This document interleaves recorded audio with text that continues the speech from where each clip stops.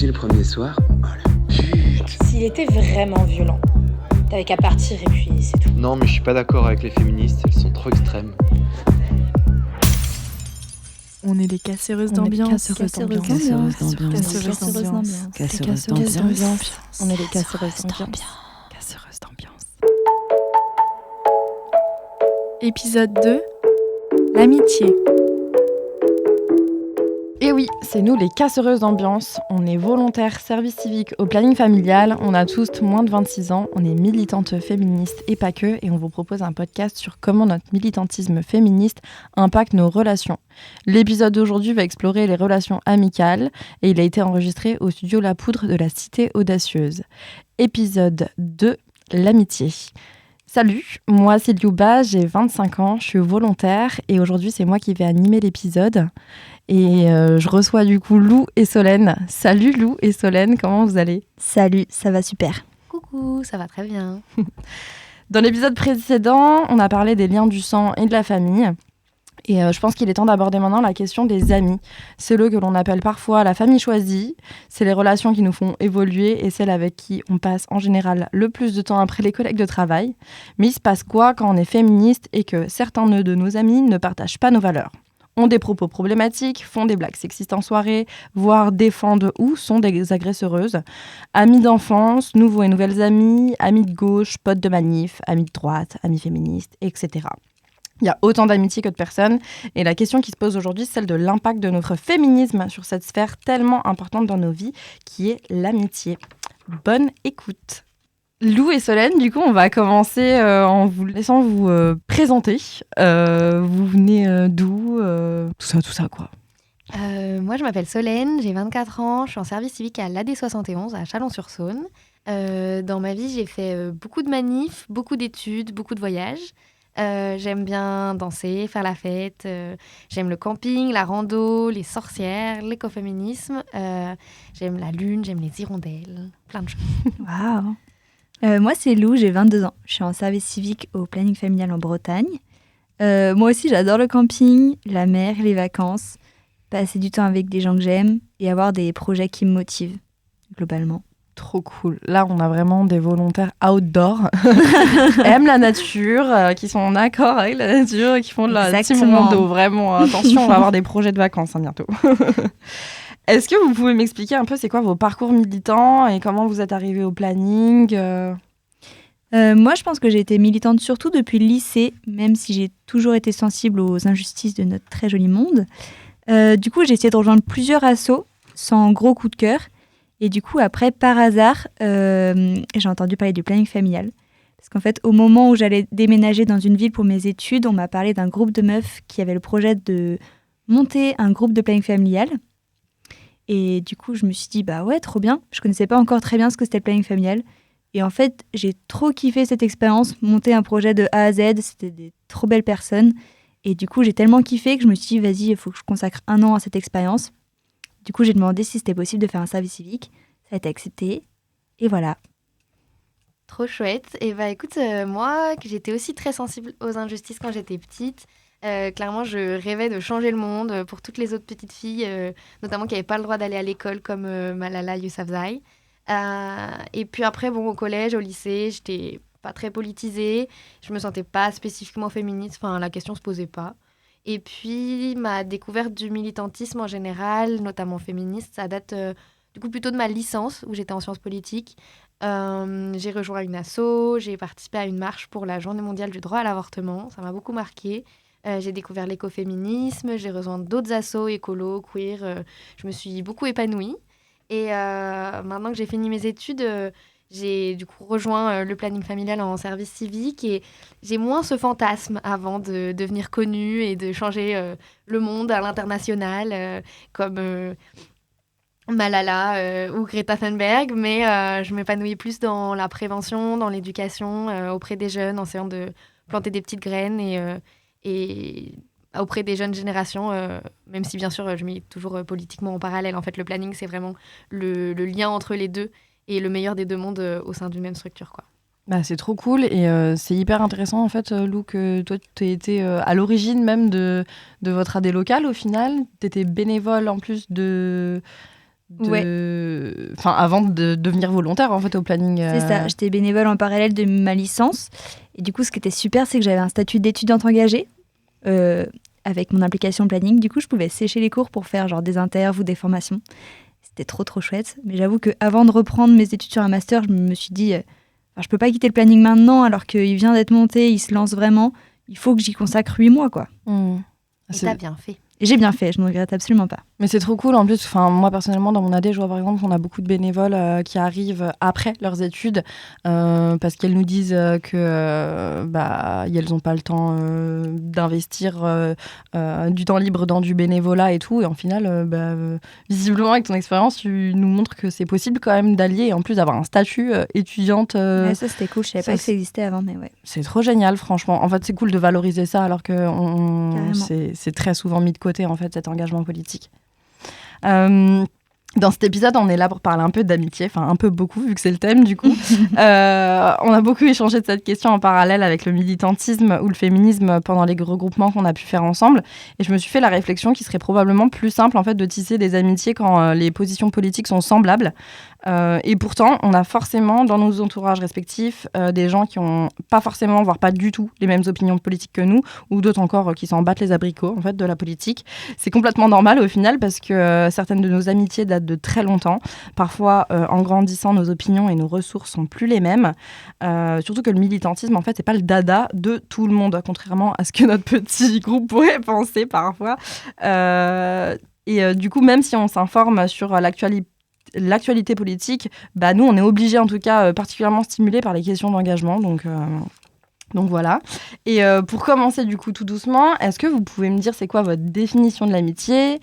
Est-ce qu'il y a des hiérarchies, entre grosses guillemets, dans vos amitiés, c'est-à-dire BFF, amis, potes, connaissances, etc., etc. Ou est-ce qu'au contraire, vous considérez que tout le monde est sur le même niveau ? Oula, grande question. Donner une définition de l'amitié, c'est pas facile. C'est un sujet d'ailleurs sur lequel j'ai pas mal travaillé pour le livret Vie affective des jeunes militants militantes du planning, qui sortira bientôt, j'espère. Au final, je dirais que c'est des personnes que j'apprécie, avec qui j'aime passer du temps, sur qui je peux compter, enfin des choses toutes simples. Après, j'ai plein de types d'amis différentes. Des personnes que je vois plus ou moins régulièrement, etc. Après, il n'y a pas des personnes vers lesquelles je me tourne plus facilement si ça ne va pas, ou au contraire si j'ai plus envie de sortir.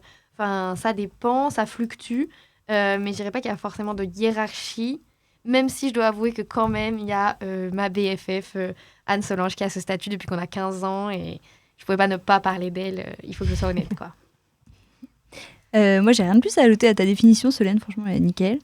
J'ai pas de hiérarchie en tête pour mes amitiés. Je dirais que ça varie plus dans le temps et aussi en fonction des moments de qualité qu'on a passés ensemble, des épreuves qui nous a prouvé qu'on est là l'un l'une pour l'autre. Voilà.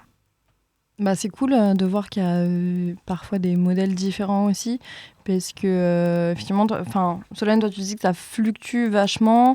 Il y a une question aussi d'investissement de temps passé avec ces gens-là, et du coup de moments où on peut faire appel à certaines potes et ces potes-là se retrouvent pas dans d'autres situations parce que ça correspond peut-être un peu moins à la personnalité ou quoi. C'est vrai que moi j'avais plus un noyau dur avec vraiment mes meilleurs amis, et après j'ai mes potes avec qui on a une bande un peu plus large où on sort vraiment hyper régulièrement, et après je sais que j'ai les potes vraiment plus éloignés avec qui j'ai moins contact.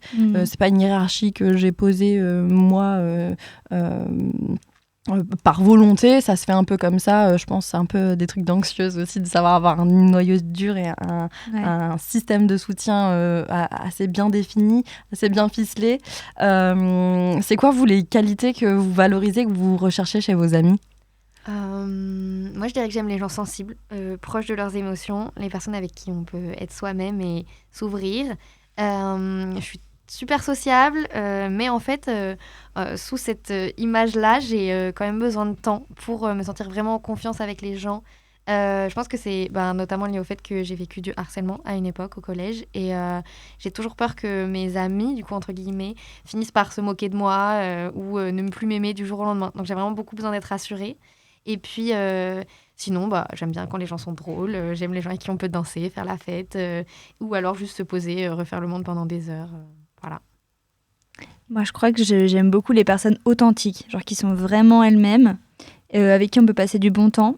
Mais ce qui est le plus important pour moi, c'est la bienveillance. D'avoir des personnes vraiment profondément bienveillantes qui veulent ton bien. Ça, c'est le plus important. En fait, ça rejoint un petit peu aussi les peurs que tu as citées, en fait, Solène, vis-à-vis du harcèlement, parce que je relate totalement. J'ai vécu aussi du harcèlement au collège et au lycée.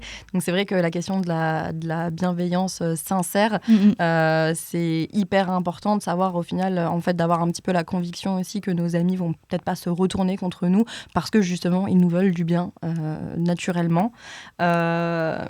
Quand je parlais d'hiérarchie, c'est un petit peu un mot peut-être extrême, entre guillemets. Mais c'est vrai qu'on a eu ce modèle sociétal hyper posé, en fait, comme s'il y avait une pyramide des relations. Donc, si on visualise un peu cette pyramide, tout en haut de la pyramide, il y a en gros le couple, les relations sentimentales, amoureuses, enimoureuses. Ensuite, il y a la famille.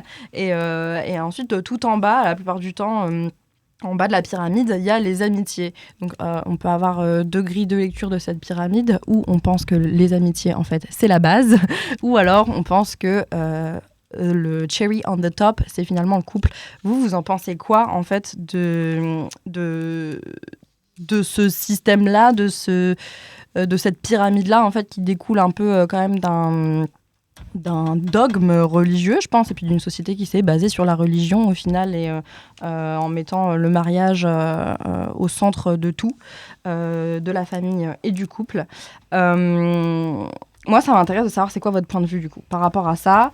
Est-ce que vous avez des petites pyramides personnelles et comment vous l'avez construit, si ça existe, cette pyramide personnelle?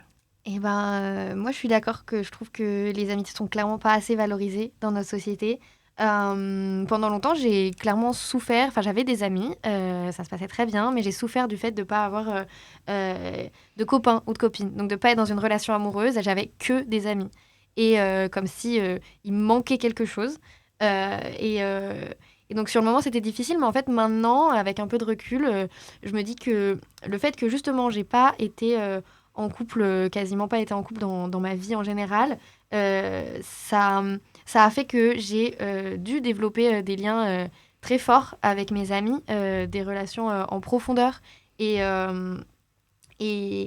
voilà, il y a vraiment cette idée que toute ma loyauté et tout mon investissement vont spécifiquement dans mes amis. Bien sûr, il y a la famille aussi. Pour moi, c'est tout aussi important, même si c'est des liens un peu différents. Mais que ce soit à distance, par rapport au fait que j'ai beaucoup déménagé, etc., il y a vraiment quelque chose de très fort dans mes amitiés et qui s'est probablement construit aussi par rapport à ma non-vie de couple, quoi. Ouais, moi, je crois que j'ai du mal à imaginer une hiérarchie, enfin une pyramide, comme tu disais, Liuba, mais de classer les gens que j'aime dans ma vie. Mais je pense que ce serait plutôt une question de répartition de temps, en fait, de comment je répartis mon temps avec les personnes que j'aime. Parce que moi, je suis en couple quand même depuis assez longtemps. En plus, j'habite avec mon amoureux, donc forcément, je passe beaucoup de temps avec lui.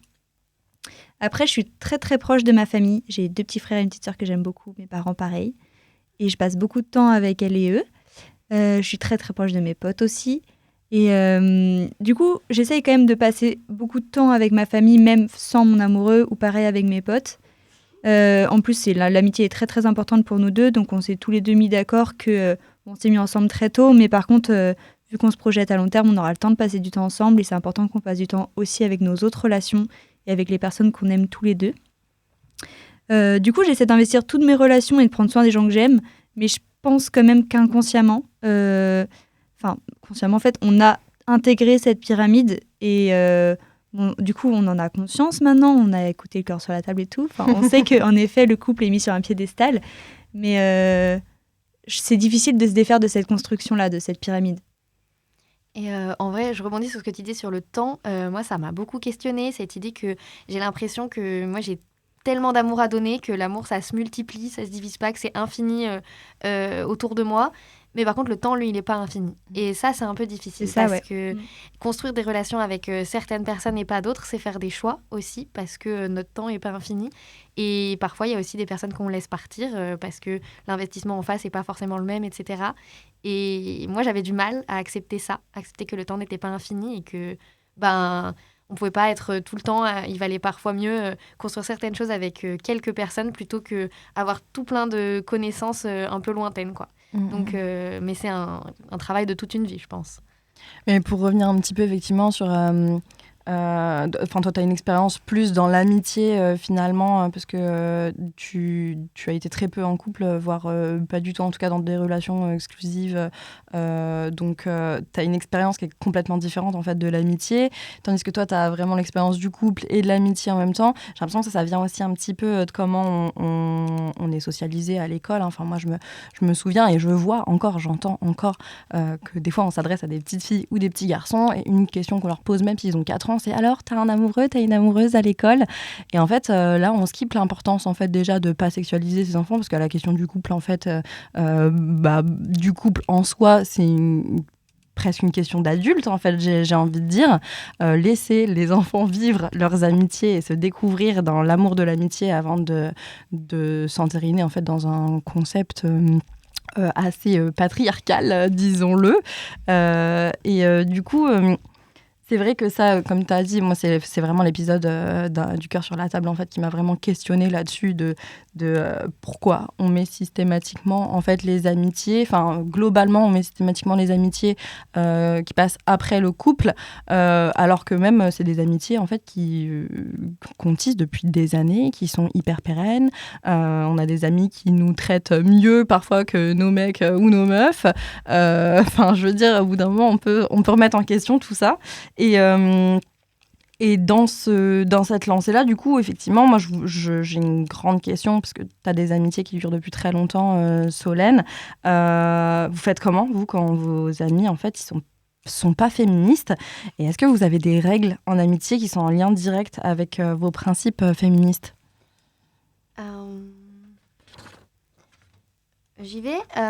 Si le terrain est fertile, j'ai envie de dire, que c'est des personnes pas forcément féministes ou qui le revendiquent pas, mais par exemple des femmes qui vivent aussi des discriminations et des violences patriarcales sans forcément s'en rendre compte. Là, je suis patiente, j'essaye un peu de faire de la pédagogie.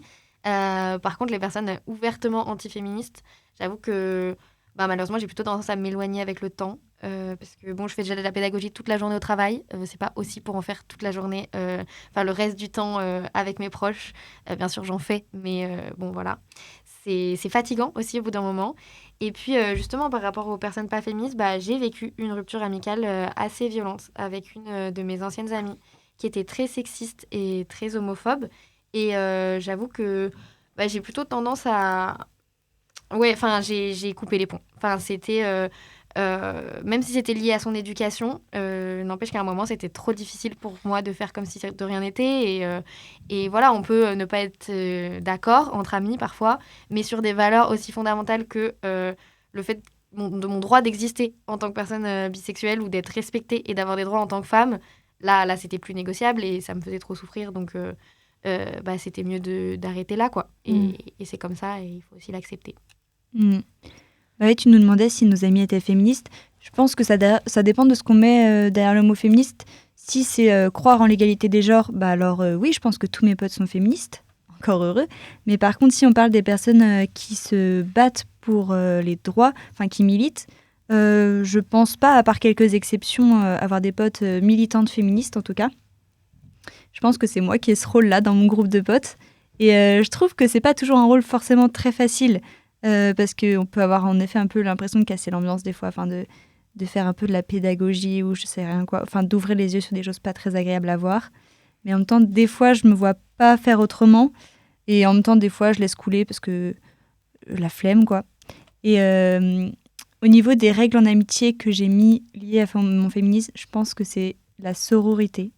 Moi, je veux être avec des amis qui se soutiennent et qui se valorisent, parce qu'on nous inculque tellement entre meufs à être en compétition que pour moi, c'est plus possible et que j'accorde beaucoup, beaucoup d'importance à la sororité.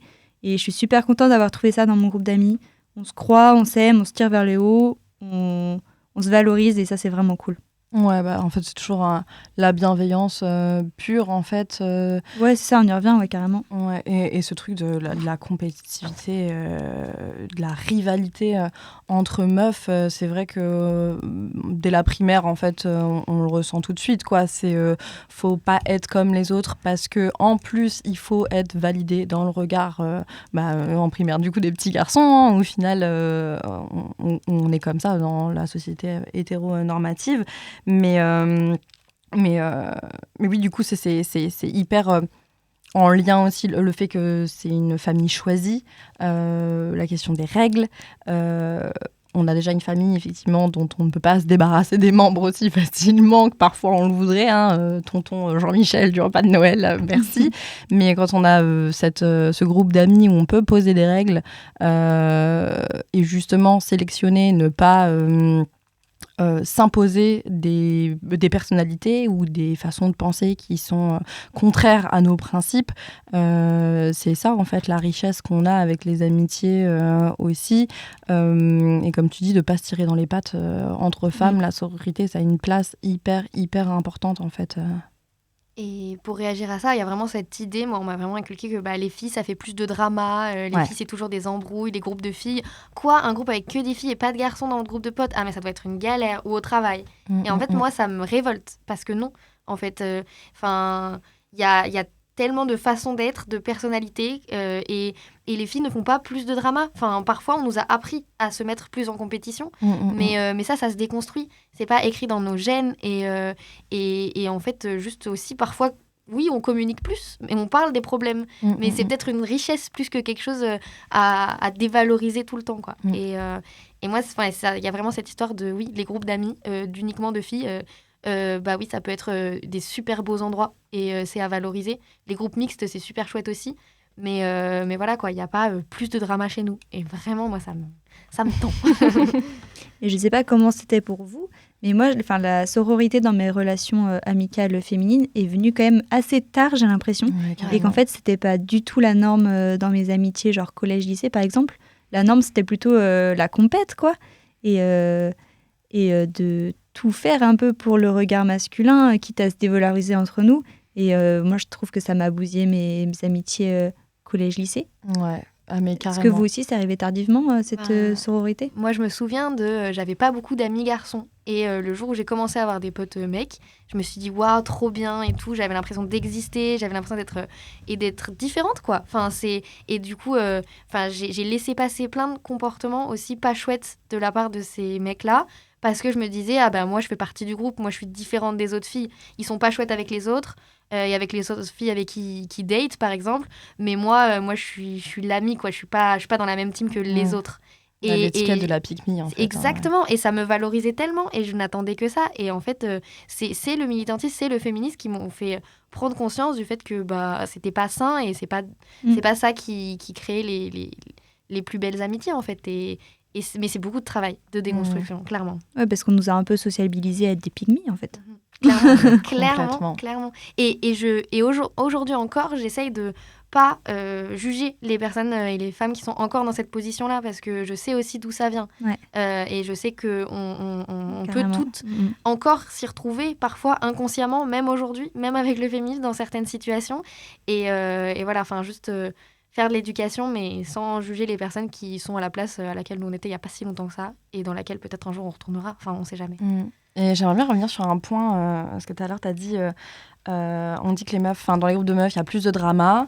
J'aimerais bien un peu qu'on revienne là-dessus. Ça m'intéresse. Est-ce que c'est pas aussi un regard qui est un peu biaisé justement sur la place de la parole des femmes aussi, de l'importance qu'on y accorde? Est-ce que de dire qu'on fait pas des dramas alors qu'en fait parfois on revient juste sur du partage d'expérience entre nous, on a un peu besoin de ça. Ça a été prouvé scientifiquement même en fait que faire du gossip, un peu comme on peut le dire, au final ça renforce vachement les liens sociaux et que ça les rend plus pérennes en fait. Et du coup, est-ce que c'est pas une manière aussi un petit peu d'exprimer une volonté de silencier systématiquement la voix des femmes, ou en tout cas de leurs témoignages, de leur expérience, de leur vécu, en dévalorisant en fait la valeur, en dévalorisant carrément le discours, en disant que c'est du drama au final? C'est ça, mais exactement. Il y a une notion aussi de le fait qu'on parfois parle beaucoup, qu'on exprime beaucoup de choses entre nous et que, bon, parfois, on a l'impression que ça peut être un peu too much. Et ben en fait, c'est aussi qu'on est connecté à tout plein d'émotions et qu'on n'apprend pas aux hommes à être connectés à ces émotions-là. Et donc, forcément, quand on analyse des situations, qu'on rediscute de quelque chose qui s'est passé la veille, de quelque chose qui s'est passé il y a une semaine, qu'on en reparle, et à force d'analyser certaines choses et de réfléchir à nos relations, à nos amitiés, à nos amours, etc., bah, c'est aussi comme ça qu'on construit notre intelligence émotionnelle. Et en fait, si on parle jamais de rien, oui, forcément, le groupe de mecs valorisé de « Ah bah nous, on parle, nous, on discute, enfin, on est chill, on fait pas de drama, on fait pas de gossip, on parle de rien », bah oui, mais où est du coup le travail émotionnel en fait aussi de tout ça? Bah, c'est le double standard en fait. Exactement. Littéralement, c'est le double standard en fait. C'est quoi en fait le rôle de vos amis dans la construction de votre féminisme, dans votre cheminement politique? Moi, je crois pas que j'ai eu un rôle trop amical dans ma construction de mon militantisme. Je crois que c'est un chemin que j'ai un peu pris toute seule et aussi dans la continuité de ma culture familiale. Par contre, j'espère que je peux faire naître des petites réflexions politique chez certaines de mes amies, pourquoi pas. Oui, j'espère, on a le même espoir, clairement. Moi aussi, au début, moi par rapport à mes potes de lycée et de licence, c'était toujours moi la féministe de service, la plus radicale, etc. Alors que franchement, maintenant quand j'y repense, j'étais pas franchement si radicale que ça. Je suis pire maintenant. Mais au fur et à mesure, j'ai rejoint aussi des assos, des collectifs militants. J'ai trouvé des personnes qui avaient les mêmes idées de base que moi et qui du coup enrichissaient encore mon féminisme, le complexifiaient aussi, le rendaient aussi moins binaire, plus intersectionnel, etc. Ça, c'est grâce à des rencontres, à des discussions avec d'autres féministes. Mais quand même, par rapport à mes amis, je dirais que les témoignages de violences de genre, notamment sexuelles, vécues par mes potes meufs ou sexisées, en fait, ça m'a donné la rage et ça a beaucoup construit mon féminisme, en fait. Enfin, il y avait une histoire de comment ce système patriarcal, il pouvait être aussi violent envers les femmes, les minorités de genre. Et moi, je me sentais tellement impuissante à juste... Enfin, c'est déjà beaucoup, mais recueillir leurs paroles et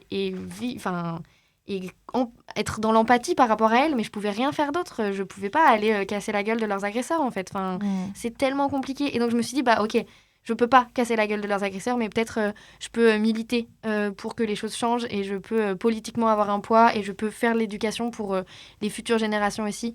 Et ça m'a redonné de l'espoir parce qu'en fait, sinon il n'y avait aucune solution face à toute cette violence que vivent les meufs autour de moi, quoi. Et c'était très, très dur à vivre, j'ai trouvé.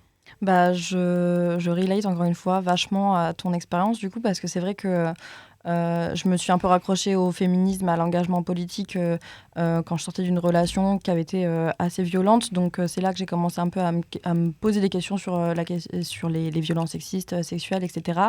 Mais comme j'étais seule et que c'était ma propre personne, c'est vrai que je voyais pas trop l'urgence. Et c'est vrai que moi, c'est pareil, c'est quand deux de mes meilleures amies m'ont confié en fait, le même soir qu'elles avaient subi des agressions ou des viols. Et ça a été un tel uppercut en fait d'avoir ces témoignages-là. Déjà parce que je vivais un moment soror extraordinaire quand même. Et aussi parce que je me disais, ok, là, il n'est plus question de moi, il est question de mes amis, il est question des meufs en fait, que je considère comme mes sœurs. J'ai des relations assez profondes avec mes meilleures amies. Et je me disais, mais en fait, si, entre guillemets, j'ai pas l'énergie pour le faire pour moi, ou que je vois pas que ça bouge, en tout cas pour moi, bah, faut quand même que je puisse réussir à mener un combat, entre guillemets, pour elle, en fait.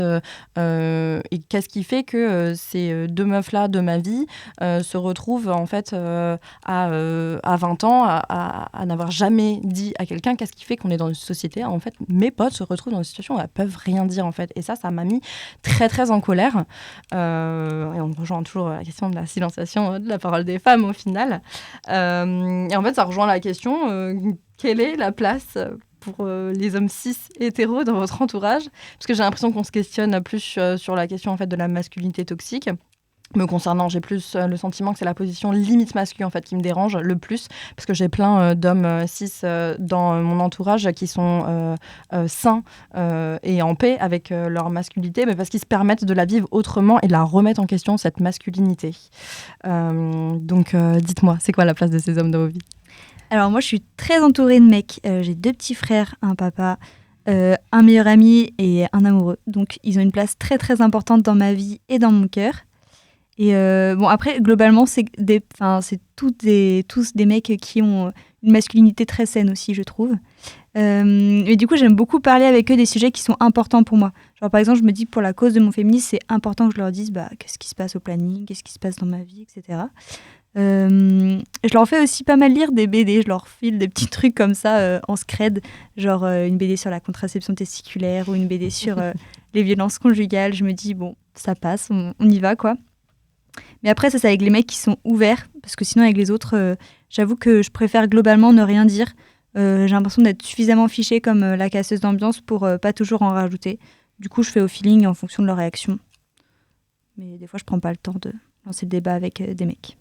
Ouais, moi sur ce dernier point, j'ai clairement l'impression qu'il y a de moins en moins de mecs cis dans mon entourage. Et il y en a toujours, certains auxquels je tiens beaucoup. J'ai fait beaucoup de pédagogie avec mon papa. Voilà.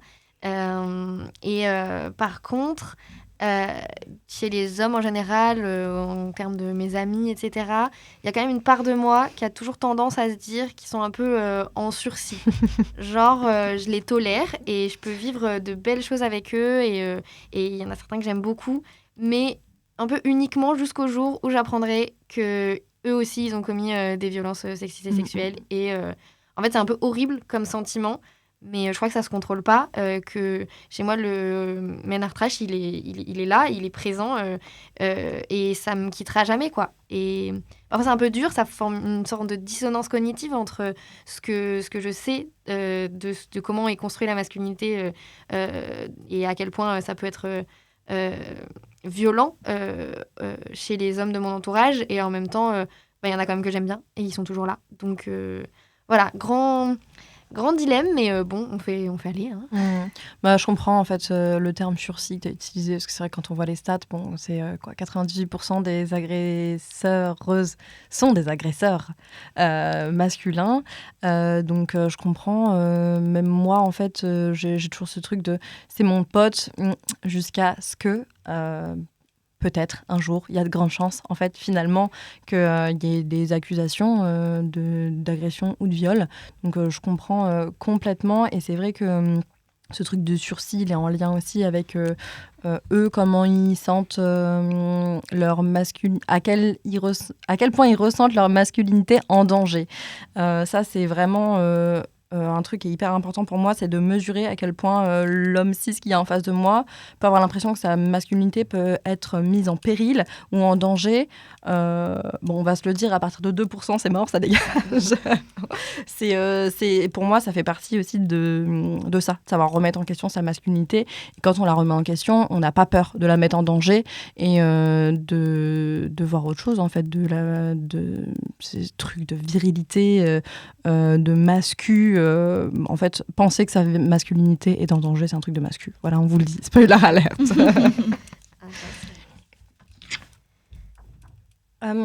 Je pense qu'une des situations les plus clivantes quand on commence à se revendiquer féministe, c'est les situations où des proches justement se font viser par des agressions, par des accusations d'agression, de viol, de racisme.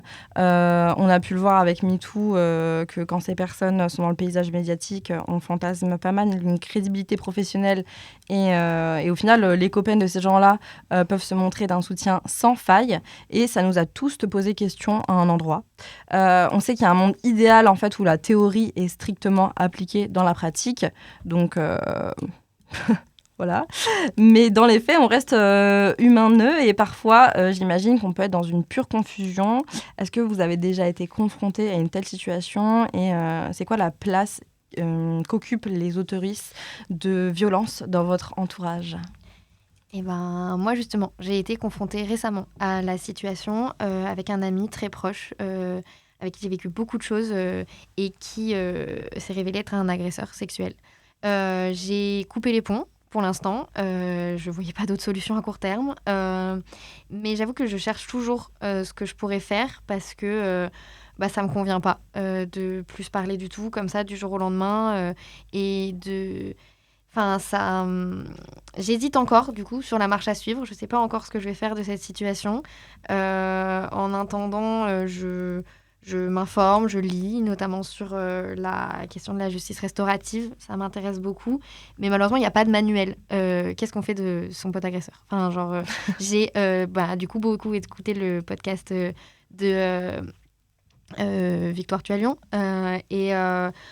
En vrai, je sais pas faire. Je sais pas quoi faire concrètement. Ça me pèse beaucoup. Parce que cet ami, il me manque profondément. Et en même temps, j'arrive pas à concevoir et encore moins à pardonner ce qu'il a pu faire. Enfin, c'est inimaginable. Donc, j'attends et le temps peut-être me dira ce que je vais pouvoir faire de cette situation. Voilà.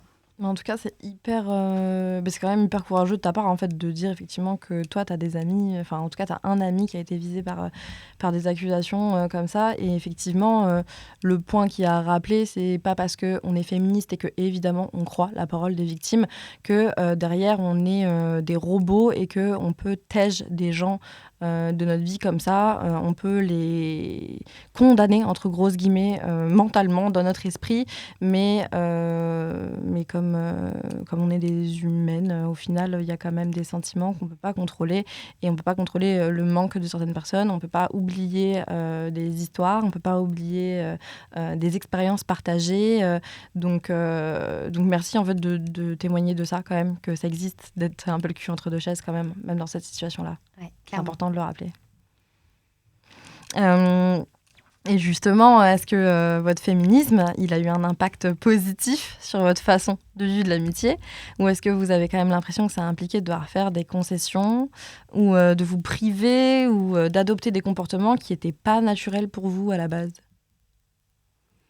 Du coup, comme je le disais, le gros point positif de mon féminisme sur mes amitiés, c'est la sororité. Parce que du coup, je suis dans un groupe où on se soutient beaucoup et on fait souvent des soirées entre mecs, où du coup, c'est cool parce qu'on peut avoir... J'ai dit entre mecs? Non, sans mecs, du coup. Non, entre meufs, pardon. Où du coup, c'est cool, on peut avoir un espace de confiance et de discussion. Par contre, je pense que j'ai quand même développé une hyper-vigilance, d'autant plus que mes copines sont très positives et font confiance très facilement. Elles ont cette magnifique qualité de voir le positif chez les gens. Je crois que j'avais ça aussi avant d'être formée au féminisme et d'être confrontée aux violences sexistes et sexuelles quotidiennement. Depuis, j'ai un peu perdu cette naïveté, j'avoue. Et du coup, je pense que je suis un peu intransigeante et j'ai du mal avec certaines personnalités de mecs surtout. Par exemple, au hasard, les mecs ont un drapeau français et une fleur de lys dans leur bio Insta. Je suis un peu en mode drapeau rouge. On vous voit. Et du coup, je pense que mes potes ont conscience que j'ai cette vigilance, voire intransigeance, et que du coup, je suis un peu deg d'avoir cette casquette et ce rôle un peu de pessimiste, surtout que j'étais pas comme ça avant. Mais en même temps, j'espère que le point positif de ce rôle, c'est qu'elles savent que je les soutiendrai toujours, que je les pousse à avoir un partenaire respectueux qui les valorise, qui les aime, qui les pousse vers le haut, quoi. Et moi, mon féminisme, oui, bien sûr, il a plein d'impacts positifs. Ça a conforté l'idée chez moi selon laquelle les copines, c'est la vie, selon laquelle il faut soutenir entre femmes, personnes sexisées en général, etc. Et puis, comme tu disais, je suis aussi plus sensible qu'avant aux dynamiques qu'il peut y avoir dans les relations amoureuses de mes amis. J'ai été formée sur le sujet des violences de genre, de couple, et donc je repère aussi plus facilement certaines choses qu'on voit pas forcément quand on nous l'a pas appris, des choses qu'on a appris à romantiser énormément en fait dans qu'est-ce qui est romantique, des comportements hyper violents. Parfois on dit juste ça c'est un peu toxique. Non, c'est pas un peu toxique en fait, c'est de la violence psychologique. Et ça, moi, ça me tient très à cœur d'en parler. Et du coup, je suis un peu hyper vigilante parce que j'ai envie de protéger mes amies, et en même temps, je veux pas qu'un jour elles en arrivent au stade où elles veuillent plus me présenter quelqu'un de peur que je relève à quel point possiblement cette personne est hyper problématique. Et du coup, j'essaye quand même de leur dire quoi qu'il se passe, je ne sais pas toi que je jugerai, quels que soient tes choix au final. Et même si tu vis des choses, ce sera jamais ta faute dans tous les cas, même s'il y avait des choses qui auraient pu te prévenir. En fait, on les voit pas quand ça nous concerne nous-mêmes. C'est ça aussi le principe du regard extérieur. Et que voilà, on peut toujours tout discuter. Et qu'en fait, oui, je suis sensible à cette question des violences, mais il y a aussi plein de belles choses. J'adore parler des histoires d'amour, de cul avec mes potes. Et voilà, il y a aussi plein de belles choses qui peuvent se passer. Et la vie, c'est plus compliqué parfois. Et bien sûr qu'il n'y a pas de la violence partout, tout le temps, heureusement. Mais voilà. Et quand même, sur ce sujet-là, il y a dans les points positifs aussi, pas tellement de mon féminisme, mais de mon travail au planning. Je crois que ça a un peu développé en moi une capacité d'écoute active. C'est quelque chose qu'on nous apprend au planning, recevoir la parole, et puis aussi, même dans des conversations qui n'ont rien, pas trait à la violence ni rien, mais juste écouter, vraiment. Et moi, c'était pas mon point fort, ça n'a jamais été mon point fort, et c'est quelque chose sur lequel je voulais travailler, mais j'avais pas d'outils. Et justement, d'être formée à l'écoute active, je trouve que ça donne une nouvelle profondeur à certaines de mes conversations, ça permet d'aller plus loin, ça permet de faire que les personnes se sentent plus en confiance pour se livrer aussi, et sur vraiment plein de sujets, et vraiment ça me rend très heureuse. C'est un travail de toute une vie, hein, mais ça me rend très heureuse, je fais des progrès grâce au planning. Et je voulais juste rebondir sur ce que tu as dit sur la formation au planning, le fait d'être confronté à des VSS et tout, comment on pouvait tout replacer dans un système global. Ça me fait repenser à un moment où j'étais en formation avec le planning familial sur accueillir la parole de femmes victimes de viol. Et en fait, je crois que cette formation, elle a vraiment été un peu un tournant pour moi, parce que donc, ça durait 2 jours d'affilée. Et pendant toute la durée de la formation, je crois que j'ai un peu phasé. Genre, j'étais un peu dissociée, quoi. Je repensais à toutes les situations de violences sexistes et sexuelles dont j'ai eu connaissance dans ma vie, donc qui étaient déjà passées, quoi. Parce qu'avant, avant, j'avais pas les mots pour mettre dessus. Et du coup, j'ai un peu replacé tous ces événements dont j'avais eu connaissance dans ma vie dans le système des VSS. Et c'était assez éprouvant. Et je pense que cette formation, ça a fait un vrai tournant dans mon féminisme, parce que maintenant, je suis quand même plus méfiante. Mais c'est vrai que, comme tu disais, le point positif de pouvoir être une oreille attentive, c'est quand même un gros point positif, je pense, pour nos potes, quoi. Et tu soulignes un bon point, c'est qu'il y a une formation pour accueillir les récits de violence. Et même si, effectivement, je pense qu'on peut être perçu parfois par nos amis comme... nous, en tant que militantes féministes au planning familial, en fait, en plus, on a un peu ces étiquettes-là. Je pense qu'on peut vite nous identifier comme personne ressource, ou en tout cas une personne qui est enclin à pouvoir accueillir des récits de violence, alors que pas toujours, c'est pas une vérité à 100%. Faut être formé, en fait, c'est un vrai travail de professionnel de savoir accueillir cette parole, parce que recevoir des récits, ça peut être très traumatisant, ce qu'on appelle le traumatisme vicariant, en fait, quand tu ne vis pas un traumatisme mais que tu le vis à travers le récit d'autres personnes.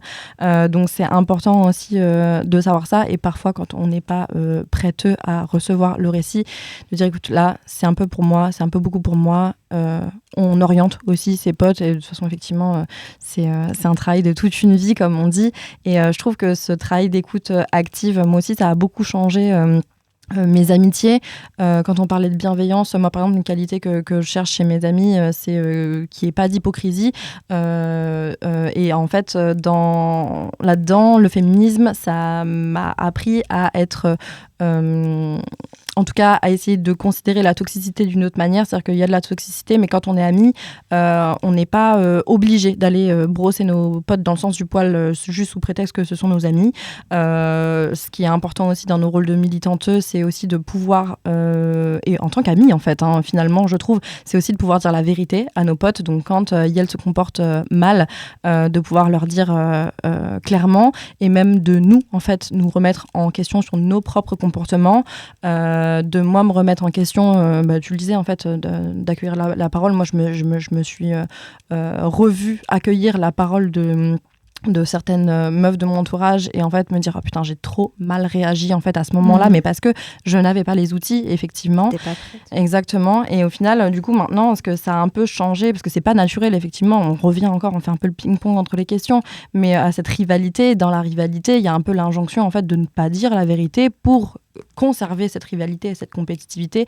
C'est un truc que j'ai eu envie un peu de dégager de ma vie, et du coup, effectivement, avoir la possibilité d'être dans remettre à sa place ses potes quand ça foire, c'est hyper important pour moi, et ça c'est un comportement pas naturel pour moi et que j'essaye d'adopter. Oui, clairement. Enfin, le fait d'être un peu la référence féministe de nos potes, je trouve ça a plein de points positifs. On en a déjà parlé.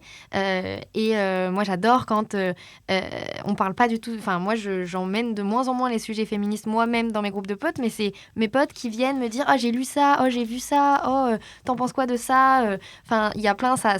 Ça lance plein de sujets super chouettes et c'est pas forcément moi qui éduque mes potes, loin de là, c'est plutôt les autres personnes qui me partagent ce qu'elles apprennent aussi et l'avancée de leur réflexion. Donc ça, c'est trop chouette. Mais par contre, il y a aussi, avec la référence féministe du groupe, il y a aussi, je refuse d'être aussi la caution, notamment de certains mecs, type... mec de gauche autoproclamé déconstruit qui dirait ah ben c'est bon, j'ai fait une blague sexiste, qui savent très bien qu'elle est sexiste, mais oh, Solène elle a rigolé, alors c'est bon, si la féministe elle a rigolé, c'est que c'était pas si sexiste que ça. Enfin je veux dire, moi je ne suis pas parfaite, il y a plein de contextes différents, il y a plein de choses, c'est pas parce que sur le moment j'ai peut-être pas repris quelque chose que t'as fait que je cautionne. Aussi j'avais juste peut-être la flemme, j'ai pas capté, ou ce genre de choses, j'ai pas pensé, et il y a vraiment ce truc, faut faire un peu gaffe, quoi. Je veux bien être la référence féministe, mais pas mais la je veux police. pas être la police. Je suis pas la police, c'est pas moi qui dis ce qui est bien et ce qui est pas bien, et je suis pas la caution de personnes qui m'utiliseraient pour dire ah bah c'est bon, tranquille, si Solène elle a pas dit que j'étais un connard sur ce sujet-là, c'est que je peux continuer, quoi. Non. Et genre faites votre travail vous-même, en fait. Et je trouve qu'il y a cette étiquette de féministe et aussi cette étiquette, depuis qu'on est au planning familial, de personnes références du cul, quoi. Oui. Et ça, par contre, je trouve que c'est un rôle, enfin, en tout cas, moi, j'aime bien, je sais pas comment vous le vivez, genre de pouvoir donner des petits tips, enfin, des petites infos qu'on a sur les règles, sur le plaisir ou quoi. Ça, je trouve ça vachement cool. Ouais, c'est un peu à double tranchant parce qu'il y a le côté où on n'a pas trop envie d'être trop la personne référence et en même temps, il y a un côté qui est un peu plaisant. C'est-à-dire qu'il y a, je pense, un petit peu le côté voyeureuse, hein, peut-être dans ce sens-là, mais on peut doucement s'immiscer dans les petites histoires de flirt, de cul, de nos potes, etc. Et en même temps, on fait de la prévention et comme ça, on remplit un peu le rôle de protectrice qu'on veut vis-à-vis de nos potes. Exactement, moi, ça m'arrive tellement souvent que mes potes me disent « Alors, par contre, là, j'ai fait un truc, ça va pas te plaire, quoi. » Genre, de type oh là là, on s'est pas protégé, ce genre de choses. Et aussi, je sers à déculpabiliser un peu les gens, à parler du principe de la réduction des risques, etc. Puis, je file des capotes gratos, quoi. Genre, il y a aussi ce truc-là où, bah voilà, moi, ça me va comme rôle. Forcément, c'est mon métier. Je parle de cul toute la journée. Je fais attention, parce que tout le monde n'est pas aussi à l'aise que moi pour parler de certains sujets. Mais ça se sent dans les groupes d'amis, ça se sent dans les gens qu'on rencontre. Il y a plein de gens qui ont plein de questions, en fait. Et si je peux y répondre, j'y réponds. Si je peux pas, je sais où renvoyer chez les professionnels de santé, etc. Et c'est quand même marrant, la référence cul, au-delà de la référence féministe. Carrément. Puis c'est comme quand tu dis, en fait, comme tu l'as dit au début de l'épisode, en fait, c'est savoir aussi planter des petites graines à droite, à gauche. Et ça, c'est ce que notre posture, en tout cas de militante au planning, nous permet de faire. C'est faire des petites piqûres de rappel. Allez vous faire dépister et allez chercher vos capotes si vous avez, à la pharmacie, gratuite si vous avez moins de 26 ans. Et la dernière question pour aujourd'hui, qu'est-ce que vous pensez que ça fait d'être pote avec des casseuses d'ambiance ? Alors moi, du coup, je savais pas trop. Du coup, j'ai demandé à mes meilleurs potes ce que ça faisait d'avoir une pote engagée dans le féminisme et une pote au planning familial. Et en fait, c'est cool parce qu'ils m'ont dit plein de trucs positifs. Donc je me suis dit, je vais vous le partager. Comme ça va sûrement rassurer et faire plaisir à tous les féministes qui nous écoutent. Parce qu'elles m'ont dit que c'était trop cool d'avoir une pote qui se battait pour les droits des femmes, que c'était super empowerant. On va inventer un mot. Et que c'était cool de pouvoir être informée sur des sujets qui peuvent être tabous, qu'on se sent écouté, on a nos réponses sans jugement, avec beaucoup de bienveillance. Là, on peut dire merci la formation écoute active. Ça permet de s'ouvrir à ce qui se passe autour de nous et d'être fier de qui on est. On se dit que c'est ok d'être une femme comme on a envie de l'être et on a le droit de penser ou d'être pas comme les autres. On peut avoir de quoi se protéger gratos, on en a parlé. Qu'on peut apprendre à connaître le planning alors qu'on le connaissait pas du tout. Du coup, je leur ai aussi demandé est-ce qu'il y a des points négatifs. Et elles m'ont juste dit c'est nul parce qu'il y a des week-ends où je suis pas dispo parce que je suis en manif. Du coup, je me dis bon, ça va si c'est que ça. Parce que je me dis que même si on peut parfois être ou avoir l'impression d'être casseuse d'ambiance, il y a aussi plein d'avantages pour les potes à avoir quelqu'un d'engagé dans le féminisme ou au planning familial. Merci pour tout ça. On peut noter que les potes de Lou sont trop mimes, du coup. Big up. Du coup, pour conclure, on peut dire que le féminisme en amitié, le féminisme et l'amitié, c'est des sphères de nos vies qui sont clairement liées, en fait, même si ça évolue dans le temps et que ça dépend du type d'amis. Il Il y a des amitiés qui influencent et qui construisent notre féminisme et des amitiés qui sont influencées par notre féminisme. Dans tous les cas, et malgré les difficultés, c'est des relations qu'on chérit et qui ne sont clairement pas assez valorisées dans notre société. Et ça, c'est un peu aussi à nous de faire changer tout ça. Merci beaucoup à Solène Luba. et à Merci à Lou toi. d'avoir participé à ce 2e épisode. Et encore merci au studio La Poudre de la Cité Audacieuse qui nous a accueillis pour enregistrer ce podcast. À bientôt.